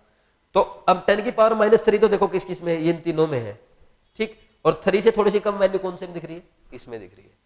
तो ऐसे आंसर करते हैं, कभी गलत नहीं जाएगा, चिंता ही नहीं करनी है, अगर आपका कॉन्सेप्ट सही है और कैलकुलेशन जैसे मैं कर रहा हूं वैसा कर रहा हूं कभी भी रॉन्ग नहीं जाएगा। तो क्वेश्चन नंबर 39 का आंसर है इस टाइप से आपका ए आ जाएगा, 39 का क्या आ गया ए। क्वेश्चन नंबर 40 में क्या पूछ रहा है, the simplest formula of a compound containing 50% of the element X and 50% of the element Y, बोल रहा है एक्स और वाई है, इसका आपको सिंपलेस्ट फॉर्मूला बताना है, ये 50% है ये भी 50% है, इसका एटॉमिक वेट कितना दे रखा है 10, इसका एटॉमिक वेट कितना दे रखा है 20 दे रखा है, ठीक।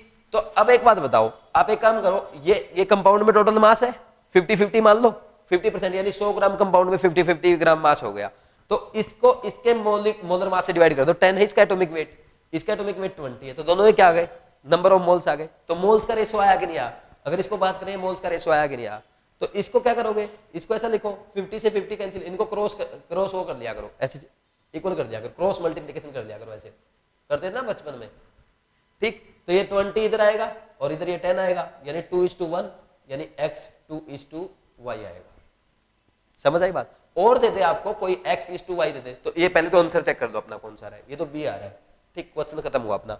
मान लीजिए x:y दे दिया, आपको बोल दिया ये 60% है और ये 40% है, ठीक, बोल दिया जाए इसका वेट जो है, इसका एटॉमिक वेट इसका है 20 और इसका है 30, अब सॉल्व करो तो इसका एटॉमिक वेट से डिवाइड कर लो, 20 डिवाइड बाई 30, तो इसको सॉल्व करोगे ये कैंसिल और ये कितने में कैंसिल हो जाएगा 3 पे, तो ये अब क्या होगा, ये क्या आया 3:4/3, तो इसको क्या लिखेंगे 9:4 लिखेंगे, यानी x9 y4, ऐसे करते हैं क्वेश्चंस को, किसी भी क्वेश्चन को कर सकते हो अब आप, ऐसे करना ऐसे ही जैसे मैं सिखा रहा हूं। तो क्वेश्चन नंबर 40 का आंसर आपका बी आ ही गया था, ठीक, नेक्स्ट आगे बढ़ते हैं। क्वेश्चन नंबर 41, अच्छा, ये कंसंट्रेशन टर्म्स वाले क्वेश्चन है, जैसे मैं समझा रहा हूं वैसे ही समझना, बहुत सारे लोग इनमें फॉर्मूले रटवाते रहते हैं, मुझे तो वो पसंद है नहीं, तो हो सकता है मैं समझाऊं आपको बहुत अच्छे से समझ में आ जाए। टफ क्वेश्चन है, लेंथी भी है और कैलकुलेशन भी है, सारी चीजें इसी में सिखा दूंगा। देखो, the density of 3 molar solution of NaCl, 3 molar कौन सा NaCl सॉल्यूशन दे रखा है, और इसकी डेंसिटी दे रखी है, डेंसिटी इज 1.25 ग्राम पर ml आएगा, है ना, पर लीटर नहीं पर ml आएगा। The molarity of this solution is, molarity find out करनी है। देखो, अपने को मोलरिटी दे दी, डेंसिटी दे दी, मोलरिटी फाइंड आउट करनी है। बहुत सारे लोग इसका फॉर्मूला लिखवा देते हैं, उससे टाइम वेस्ट होगा, फॉर्मूला रटने की कोई जरूरत नहीं है। तो हमें ये पता होना चाहिए मोलरिटी फाइंड आउट करनी, यानी मोलरिटी क्या होता है, number of moles of solute present in 1 kg of solvent. यानी अगर अपने को number of moles of solute दे दे और वेट ऑफ सॉल्वेंट से डिवाइड कर दे, weight of solvent in kg लेके number of moles of solute को डिवाइड कर दे, तो अपनी मोलरिटी आ जाती है। ठीक, यानी अपने को क्या चाहिए, number of moles of solute चाहिए और वेट ऑफ सॉल्वेंट चाहिए केजी में। समझ आ गई बात, तो मोलरिटी बता देंगे। तो यहां पे 3 मोलर सॉल्यूशन दे रखा है। अरे मोलरिटी क्या होती है, molarity is number of moles of solute in 1 litre solution, और ये फॉर्मूला हम लगाते हैं, यानी 3 moles of NaCl are present in 1 litre solution. समझ आई कि नहीं आई? तो यहां से अपने को मोल्स चाहिए थे, 3 मोल्स आया कि नहीं आया मोलरिटी के लिए। अब वेट ऑफ सॉल्वेंट और चाहिए, 3 मोल्स आ गए। तो अब देखो, अपने को डेंसिटी ऑफ सॉल्यूशन दे रखा है और वॉल्यूम ऑफ सॉल्यूशन है 1000 ml। ठीक, इससे हम मैं मास ऑफ सॉल्यूशन बता सकता हूं कि नहीं बता सकता? तो मास ऑफ सॉल्यूशन कितना हो जाएगा, डेंसिटी इनटू वॉल्यूम। तो डेंसिटी कितना 1.25 इनटू 1000, ये कितना है 1250 ग्राम आ गया। सही। अब यहां से हम क्या करेंगे, तो यहां से हम क्या करेंगे, यहां से मास ऑफ सॉल्यूशन है, लेकिन अपने को क्या चाहिए, मास ऑफ सॉल्वेंट चाहिए, वेट ऑफ सॉल्वेंट चाहिए। तो यहां से क्या करो, मास ऑफ सॉल्यूट निकाल लो। मास ऑफ सॉल्यूट कितना आएगा, अपने को 3 मोल दे रखे हैं किसके, NaCl के, तो इसको इसके मोलर मास से मल्टीप्लाई कर दो। मोलर मास कितना होता है NaCl का, 58.5, क्योंकि 23 तो किसका, NaCl का, और क्लोरीन का 35.5, दोनों को जोड़ लेना, यही आएगा। अब मल्टीप्लाई कर दो, 3 5 जा 15 और 3 8 जा 24 और 5 और 3 5 बचेगा 2, 3 5 जा 15 और 2 170, इतने ग्राम आ गया। तो मास ऑफ सॉल्वेंट मुझे, यानी या वेट ऑफ सॉल्वेंट बोल दो, उससे क्या फर्क पड़ता है, सॉल्वेंट फाइंड आउट करना है, तो ये mass of solution minus mass of solvent, ये कर दो। इसको यार बार बार पॉइंट पॉइंट लिखने की बजाय 176 मान लो ना, तो कितना बचेगा, यहाँ से 10 में से 6 गया 4, और ये कितना है, 4 में से 7 गया 7, और 1 में से 1 गया 0, ये 1074 ग्राम। और केजी में लिखोगे तो इसको क्या लिखते हो, 1.074 kg। तो ये आ गया अपने पास वेट ऑफ सॉल्वेंट। इसको ये नंबर ऑफ मोल्स है, इससे डिवाइड कर दो, मोलरिटी आ जाएगी। आंसर क्या आएगा, 3 से थोड़ा सा कम आएगा। अब ऑप्शन चेक कर लो, ऑप्शन क्या क्या दिए गए, 2.79 दिया गया है पहला ऑप्शन, दूसरा दिया गया 1.79, तीसरा दिया गया 0.79, चौथा दिया गया है 2.98। अब 3 से 2 तो यार दो ऑप्शन में कम आ रहा है, यहां पे आपको कैलकुलेशन करनी ही पड़ेगी। ऐसे questions engineering, IIT JEE mains, IIT advance में पूछता है, एम्स में पूछ सकता है ऐसे लेंथी क्वेश्चंस कैलकुलेशन कराने वाले। लेकिन इस कैलकुलेशन में अपने को टाइम नहीं लगना चाहिए। इसको हम क्या लिख सकते हैं, 3000 अपॉन 1074, 3000 लिख लो इसको पूरा, ये 1074 से डिवाइड कर दो। 1 कितने पे जाएगा, 3 पे जाएगा, ये 2 पे जाएगा 2, और इसको लिखेंगे 2 4 जा 8 और 2 7 जा 14, क्या आ जाएगा, तो ये कितने बचेगा, 8 में से 10 2 बचेगा, और यहाँ पे बचेगा आपका 5, और 9 में से बन गया 8, ये बचेगा। अब पॉइंट लगाओ 0 0। अब देखो कितने पे जाएगा, ये किस पे जा सकता है, 8 पे। अगर 1074 को 8 से मल्टीप्लाई कर दे तो 8 4 जा 32, 8 7 जा 56, 59 और 8, ये तो ज्यादा हो गया इससे, यानी किस पे जाएगा, 7 पे जाएगा, और 7 पे जाएगा तो 2.7 समथिंग आंसर आ जाएगा, ये पहला आंसर है। तो समझ आ गया वो कैलकुलेशन भी और कॉन्सेप्ट भी। तो ऐसे क्वेश्चंस करने हैं, समझ आ रही बात, तो कोई डाउट नहीं होना चाहिए इसमें किसी को। अब जैसे हमने 41 क्वेश्चन किया, ऐसे ही इसमें तो क्या दे रखा, 3 मोलर सॉल्यूशन दे रखा था और डेंसिटी ऑफ सॉल्यूशन दे रखा था।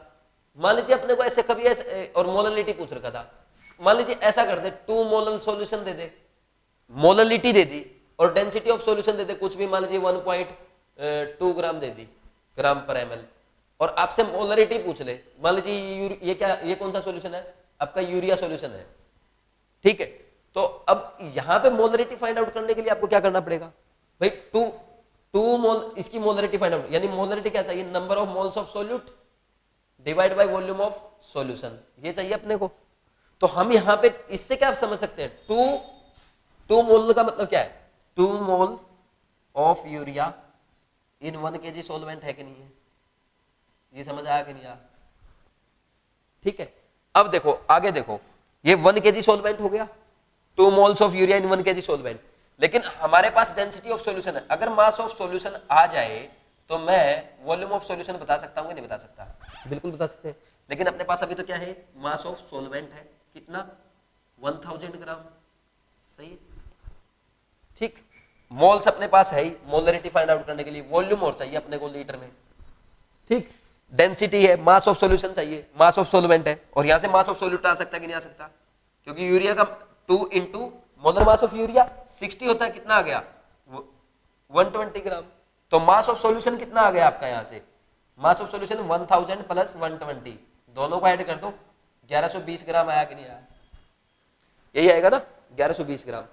अब डेंसिटी ऑफ सॉल्यूशन आपके पास मास ऑफ सॉल्यूशन है, आप क्या करो, volume of solution find out करने के लिए मास ऑफ सॉल्यूशन को डेंसिटी ऑफ सॉल्यूशन से डिवाइड कर दो, तो क्या आएगा 1120 बटे 1.2, ये किस में आ जाएगी, ml में आ जाएगी, और इसको लीटर में कन्वर्ट करने के लिए 10 की पावर -3 लीटर लिख दो। तो अब अपने पास मोलरिटी क्या आ जाएगी, 2/1120, इसको सीधा यही लिख लो ना यार, 1.12 डिवाइड बाई 1.2 लीटर, ठीक। तो ये 1.12 डिवाइड बाई 1.2 यानी 2 इंटू 1.2 डिवाइड बाई 1.12, इतनी मोलरिटी आ जाएगी। तो ऐसे मोलरिटी से मोलरिटी, मोलरिटी से मोलरिटी, ये कन्वर्जन मैंने सिखा दिया आपको, आज के बाद कोई भी फॉर्मूला याद नहीं करेगा मेरे ख्याल में, तो ये ज्यादा अच्छा, फॉर्मूला रटते रहो टाइम वेस्ट होगा, ठीक, वो लगाना भी नहीं आएगा एग्जाम में तुम्हें। कई बार डेंसिटी ऑफ सॉल्वेंट भी देता है, ये क्वेश्चन मैंने करवा रखे हैं आपको, उसमें करवा रखे आपके जो मोल कॉन्सेप्ट का ये उसमें कंसंट्रेशन टर्म्स में, तो मैंने आपको साथ साथ ये भी सिखा दिया। तो ऐसे क्वेश्चंस मैं आपको सिखाता चलूंगा टेस्ट सीरीज में, है ना, तो टेस्ट सीरीज को अच्छे से फॉलो करते चलो ताकि हम अच्छे से करें, और मोल कॉन्सेप्ट को जरूर स्ट्रॉन्ग कर लो अगर फिजिकल केमिस्ट्री स्ट्रॉन्ग करनी है तो। नेक्स्ट क्वेश्चन, फिर नया pattern, question number 42, what will be the solute what will be the value of molality of for an aqueous solution of 10% weight by weight NaOH। अब देखो ये वेट बाय वेट का मतलब क्या होता है, ये weight by weight percent, weight by volume percent, volume by volume percent, ये हम क्या पढ़ रहे हैं, क्यों पढ़ रहे हैं? आप डॉक्टर बनने जा रहे हो तो आप ये देखो, ये आपके मेडिकल लाइफ में बहुत काम आएंगे, क्योंकि अगर हम कफ सिरप देखें तो उसमें नहीं रहते बहुत सारे कंपोनेंट, ये वॉल्यूम बाय वॉल्यूम परसेंट इतना है, इसका वेट बाय वेट परसेंट इतना है, पैरासीटामोल में इतना वेट बाय वेट परसेंट है, ये सारी चीजें रहती है मेडिसिन पे लिखी। जो दवाई का पत्ता लेके आते हो मेडिसिन का, आप उसको उल्टा करके देखा करो, सब लिखा रहता है। जो कफ सिरप लेके आते हैं उसको पढ़ा करो, तभी तो इंटरेस्ट बनेगा। जैसे मैं बोल दूं 20% weight by weight NaOH solution है, इसका मतलब समझ रहे हो, यानी 20 ग्राम NaOH है इन 100 ग्राम सॉल्यूशन, क्योंकि वेट बाय वेट है ना भाई, वेट बाय वेट अगर आपको किसी फाइंड करना हो, weight by weight percent find out करना हो, weight of solute divide by weight of solution, और परसेंटेज फाइंड आउट करना, इसलिए मल्टीप्लाई बाय 100। अगर मेरे को बोलते हैं 20% weight by weight NaOH solution है, तो मैं क्या करूंगा, 20 ग्राम NaOH इन 100 ग्राम सॉल्यूशन। अगर यहाँ पे बोलता वेट बाय वॉल्यूम परसेंट करो, तो मैं वेट ऑफ सॉल्यूशन की जगह नीचे क्या लिखता, वॉल्यूम ऑफ सॉल्यूशन, और ये यहाँ पे हम ml में लेते हैं और वेट हमेशा ग्राम में लेते हैं, ठीक। यहाँ पे मेरे को बोलते 20% volume by weight by volume NaOH solution, तो मैं क्या बोलूंगा 20 ग्राम NaOH इन 100 ml सॉल्यूशन है। समझ आ रही बात? सॉरी, अगर वॉल्यूम बाई वॉल्यूम बोलते तो मेरे को वॉल्यूम बाई वॉल्यूम बोलते तो मैं यहाँ पे क्या करूंगा, वॉल्यूम ऑफ सॉल्यूट, अगर लिक्विड है volume of solute divide by volume of solution into में 100। मेरे को बोलते हैं 20% NaOH volume by volume solution है, तो मैं क्या बोलूंगा 20 ml NaOH is present in 100 ml solution। ये हो गया। तो weight by weight percent, weight by volume percent, ये सारे समझ में आ गए होंगे आपको। अब देखो ये क्वेश्चन करते हैं, इसने क्या दिया है, what will be the value of molality for an aqueous solution of 10% weight by weight NaOH। 10% weight by weight NaOH solution दे दिया, इसका मतलब लिख लो सबसे पहले, यानी 10 ग्राम NaOH इन 100 ग्राम सॉल्यूशन। ये हुआ गिवन। और फाइंड आउट क्या करना, मोलरिटी। मोलरिटी क्या होता है, number of moles of solute divide by wait of solvent in KG, यही तो होगा। ठीक, अब देखो अपने पास क्या है, 10 ग्राम NaOH है, तो 10 ग्राम को 10 को 40 से डिवाइड कर दो, यानी मोलर मास ऑफ NaOH। तो number of moles of solute यानी number of moles of NaOH आए कि नहीं आए, तो ये आएगा आपके 0.25, तो नंबर ऑफ मोल्स तो आ गए 0.25। वेट ऑफ सॉल्वेंट कैसे फाइंड आउट करोगे, 100 ग्राम सॉल्यूशन है, उसमें 10 ग्राम सॉल्यूट है, 100 माइनस 10 कितना आ गया, 90 ग्राम आया कि नहीं आया, या इसको क्या लिखते हैं 0.09 kg। ठीक, तो 0.09 kg यानी 25/9। इसको मैं क्या लिखूंगा, 2 डिवाइड करो इसको, 2 पे जाएगा, 18 बचा 7, 2 7 जा 63, फिर 2 7 जा 2 7 जा, ये आ जाएगा। समझ रही बात, 2.777, तो 2.778 आंसर ए आ रहा 42 का। तो ये बहुत आसान सा क्वेश्चन था भाई। मेरे को क्या तरीका, 10% weight by wait NaOH solution, मैं उसको क्या लिख दूंगा, 10 ग्राम NaOH इन 100 ग्राम सॉल्यूशन। मेरे को मोलरिटी बतानी है, मोलरिटी यानी number of moles of solute divide by weight of solvent. तो वेट ऑफ सॉल्वेंट कहां से आएगा, 100 ग्राम तो क्या है सॉल्यूशन, 10 ग्राम सॉल्यूट है, तो 90 ग्राम बच गया, इसको केजी में कन्वर्ट कर दिया। नंबर ऑफ मोल्स कहां से आएंगे, वेट दे रखा है NaOH का, उसके मोलर मास से डिवाइड कर दो 40 से, मोल्स आ जाएंगे, तो moles upon weight of moles of solute upon weight of solvent, तो मोलरिटी आ गया। ये क्वेश्चन हो गया, ऐसा ही है। इसमें क्या दे दिया, molarity of, molarity find out करने की इसकी 4% NaOH सॉल्यूशन। अब आपको समझना पड़ेगा इस क्वेश्चन को, ना तो उसने वेट बाय वेट लिखा और ना वेट बाय वॉल्यूम लिखा, ना वॉल्यूम बाय वॉल्यूम। मोलरिटी पूछ रहा है यानी number of moles of solute पूछ रहा है तुमसे, और वॉल्यूम ऑफ सॉल्यूशन से डिवाइड करना है लीटर में रख के, मोलरिटी आ जाएगी। तो यहां पे इसका मतलब उसने पक्का इसको 4% वेट बाय वॉल्यूम सॉल्यूशन दे रखा है, क्योंकि वेट से हम क्या फाइंड आउट कर सकते हैं, number of moles of solute, और वॉल्यूम डिवाइड कर दोगे तो क्या आ जाएंगे, मोल्स आ जाएंगे। तो यहां पे इसका मतलब ये है, this is 4 gram NaOH in 100 ml solution. 100 ml solution में क्या है, 4 ग्राम NaOH है। और अगर ऐसा है तो इसके मोल्स फाइंड आउट करो, डिवाइड बाय 40 कर दो, कितना आएगा, यह आएगा आपका, ये 0.1 मोल आ गया NaOH का, और ये वॉल्यूम है, तो वॉल्यूम ये कितनी हो गई 0.1 लीटर, तो 0.1 मोल आ गए और 0.1 लीटर वॉल्यूम आ गई, तो मोलरिटी कितनी आ गई 1 मोलर। ये ऐसे करेंगे, डी आंसर दे रखा आपको, डी आंसर आ जाएगा 43rd का। क्वेश्चन नंबर 44, 44th क्वेश्चन में, what is molarity of H2SO4 solution that has a density of 1.84 gram per cc and at 35 degree Celsius and contains solute 28% by weight। देखो molarity पूछ रहा है H2SO4 solution की, और इस solution की density दे दी, डेंसिटी ऑफ सॉल्यूशन दे रखी है 1.84 ग्राम पर सीसी। पर सीसी यानी ml ही लिख लिया करो इसको, है ना भाई, सीसी बोलते हैं ml बोलते, बात एक ही है। ठीक, नेक्स्ट क्या बोल रहा है, and contain solute 98% by wait, यानी इसका मतलब पता है क्या, 98% वेट बाई वेट। इसका मतलब ये हो गया 98 ग्राम H2SO4 इन 100 ग्राम सॉल्यूशन। समझ आई बात, आपको मोलरिटी फाइंड आउट करनी है, यानी number of moles of solute divide by volume of solution. ठीक, तो आपके पास क्या है, 98 ग्राम क्या है, H2SO4 है, तो इसको इसके मोलर मास से डिवाइड करो, 98 होता है H2SO4 का मोलर मास, तो कितना आ जाएगा 1 मोल, यानी आपके पास नंबर ऑफ मोल्स तो आ गए 1। Volume of solution find out करनी है, डेंसिटी दे रखी है और मास ऑफ सॉल्यूशन दे रखा है, तो वॉल्यूम ऑफ सॉल्यूशन क्या होगा, क्या करेंगे, तो इसको mass of solution divide by density of solution कर दो। ये कितना है 100 डिवाइड बाय 1.84, ये किस में आएगा, ये ml में आएगा, किस में आएगा, ये ml में आएगा। तो अब इसको लीटर में कन्वर्ट करना अपने को, इसको क्या करेंगे 10 की पावर -3, यानी हम इसको क्या लिख सकते हैं 0.1 अपॉन 1.84 लीटर, ये लिख सकते हैं ना। तो इसको, ये वॉल्यूम आ गई आपकी सॉल्यूशन की, इसको यहां पे रख दो 0.18 अपॉन 1.84, तो ये क्या आ जाएगा, मोलरिटी इक्वल टू 1.84 अपॉन 0.1 यानी 18.4 मोलर आ जाएगी, है ना, मोल पर लीटर बोल देते हैं। समझ आ गया, तो ये ऐसे आसान हो गया अपना। ठीक, तो 44th का क्वेश्चन का आंसर है सी। क्वेश्चन नंबर 45, 45 में क्या दे रखा है, with increase in temperature which of these would change, these changes molarity, weight fraction of solute, molarity, mole fraction. चलो मैं सारी कंसंट्रेशन टर्म्स सिखा देता हूं आपको। जैसे हम क्या पढ़ते हैं, सबसे पहला पढ़ते हैं हम molarity, number of moles of solute divide by volume of solution. अगर टेम्परेचर चेंज करेंगे नंबर ऑफ मोल्स तो सेम रहेंगे, लेकिन वॉल्यूम चेंज हो सकता है, वॉल्यूम एक्सपैंड कर सकता है, डिक्रीज हो सकता है, तो मोलरिटी चेंज हो जाएगा। नॉर्मली ये होता है टेम्परेचर बढ़ने पे वॉल्यूम बढ़ता है और वॉल्यूम बढ़ने से मोलरिटी घटेगा, ये बोल सकते हैं। नेक्स्ट है नॉर्मलिटी पढ़ते हैं। नॉर्मलिटी का number of equivalent divide by volume of solution. तो जहां भी वॉल्यूम आएगा वहां पे टेम्परेचर चेंज करने से कंसंट्रेशन टर्म में चेंज आएगा, तो नॉर्मलिटी भी चेंज होगा।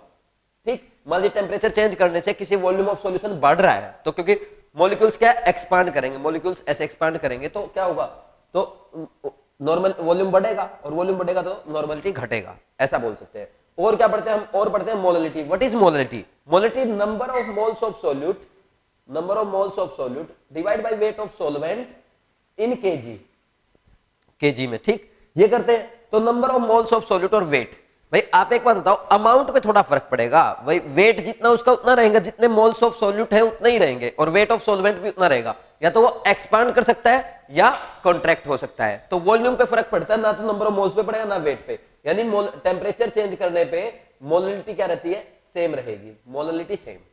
समझ आ गया? इसी तरह से मोल फ्रैक्शन है। अब मोल फ्रैक्शन क्या है? Mole fraction is the fraction of moles.